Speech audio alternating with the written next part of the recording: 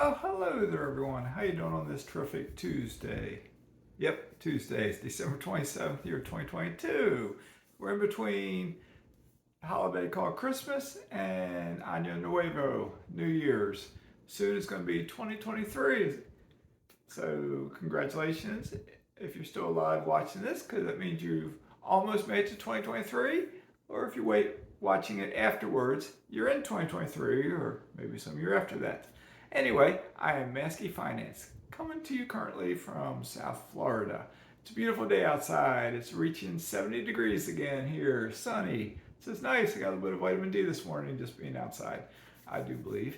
Anyway, just a reminder, I'm not a financial advisor at all. I'm not a CPA. I'm not an attorney. I give you thoughts, experiences, opinions, ideas, dreams, goals, things I've done, things I plan to do, etc., etc., etc. So anyway, I want to talk to you a little bit today about why I think, and I'm a contrarian to what other investors like Millennial Mike, like Lumberjack Landlord, like Michael Zuber, one rental at a time, and probably Dion. I'm contrarian to what they think.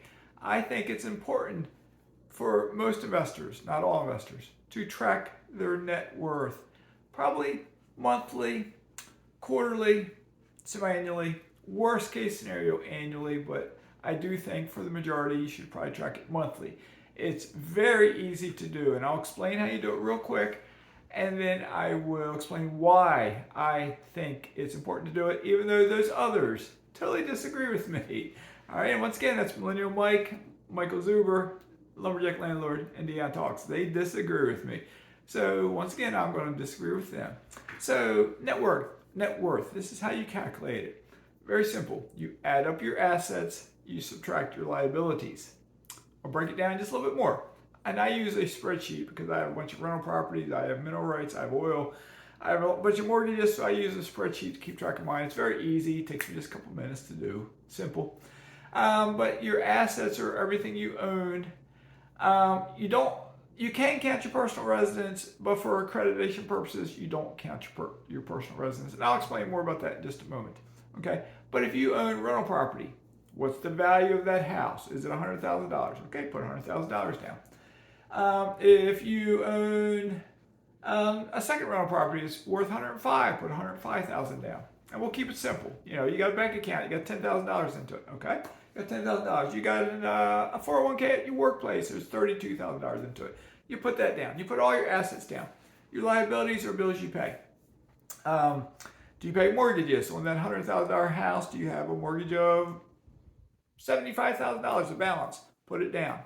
Put all liabilities, every mortgage you have. Since your home is a liability, put it under the asset column just so you know, because it's worth something, and then you got a mortgage balance on something. Unless you rent, then you don't have that. Put it down. Do you have a car payment? You don't count your personal car as an asset. However, your car payment is a liability that you subtract because it's a balance you owe.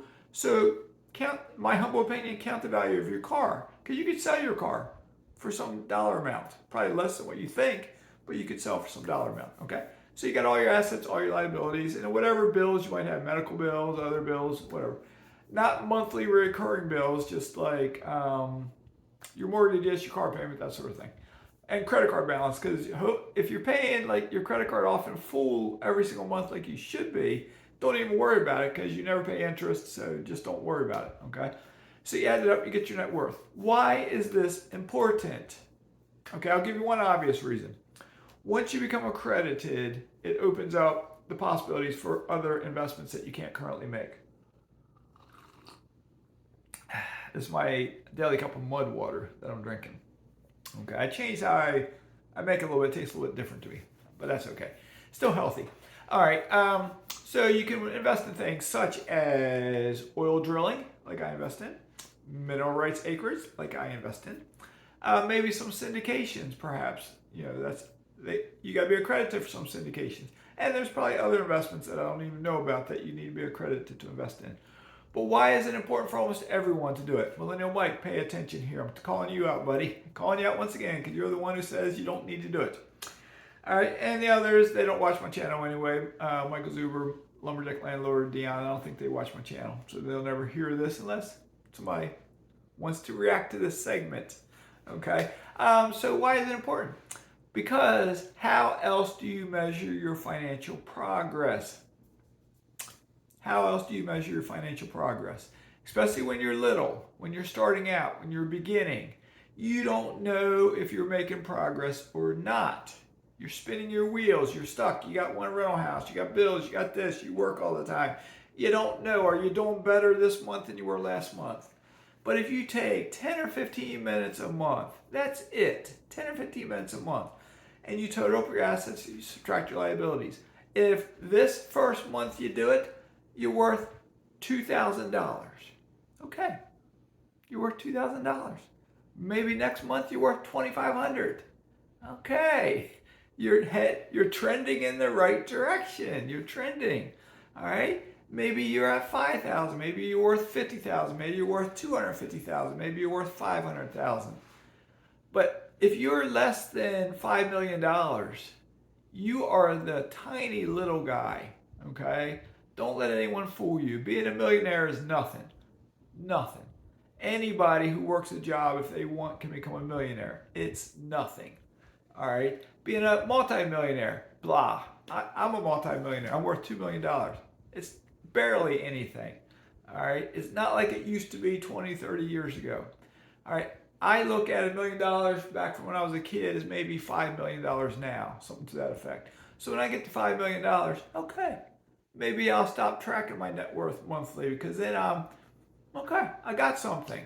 All right. So if you're at that $150,000, I'm not saying you're the little guy at all, because I'm the little guy. I've been the little guy. I'm going to make a video later this week telling you how little I've been. Okay. I was a grown-up making $13,000 a year and living, surviving. Okay. I was a father with 2 children and a non-working wife at the time, making $23,000 a year, and I survived to become a multimillionaire. And I will explain how I did it. All right. So with that being said, when you track your net worth monthly, it's one of the easiest things you can do. If it's not easy for you, go back to 3rd grade and study math again. It's one of the easiest things you can do. All right. And you can see how you're trending. Are you going in the wrong direction? Is it going down each month? Well, then, why? You can look at it probably and figure out why. If it's going up each month, you can probably figure out why. If you have rental property, you should go up each month, but you may not. But you should, because if you pay the mortgage each month, your mortgage liability is decreasing just a little bit, which means you have more equity. Your asset is increasing a little bit.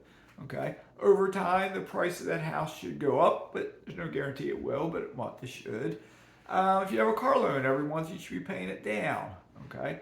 So at a glance, you can look at your simple spreadsheet, or look at, if you do it on paper, look at the paper. It's easy to draw out. You can take a single sheet of paper, unless you got, like me, you got a whole bunch of stuff. You might need a couple pieces of paper. But if you're like me, you got a whole bunch of stuff, get a spreadsheet. Email me and I'll email you a spreadsheet if you need one. My email is always in the description below. If you need a spreadsheet, I will send you one. I will walk you through how to use it. It's simple. All right. But to me, it's very important. All right. Again, I'm a contrarian in everything I do. All right. Millennial Mike's a friend of mine. So I'm a contrarian to him. As he says, I mentored to him. I got him to help. I helped him to get all his real estate. All right. But he doesn't listen to me and on different things. There's others about you out there. There's 2 people that I know of that use my link to open up a Wealthfront account. 2. That tells me the rest of you watching this, you must already be getting 4.3% interest on your savings. And if you're not getting it because you're getting less, you don't have the right mindset to be a good investor. Because a dollar is a dollar. I've said it 100 times. A dollar is a dollar. If you're so big that 4.3 is nothing to you, well, what are you doing watching this video? That means you are worth more than $5 million because you're big enough that you're there. But if you're not at that level yet and you're not getting 4.3% interest on your savings account, stop watching my channel. Okay? Because you don't have the right mindset. You don't have, and I've talked about mindset in other videos. Maybe I'll make another video about it. You got to have the right mindset. So that being said, do have a great day. Maskey's signing out.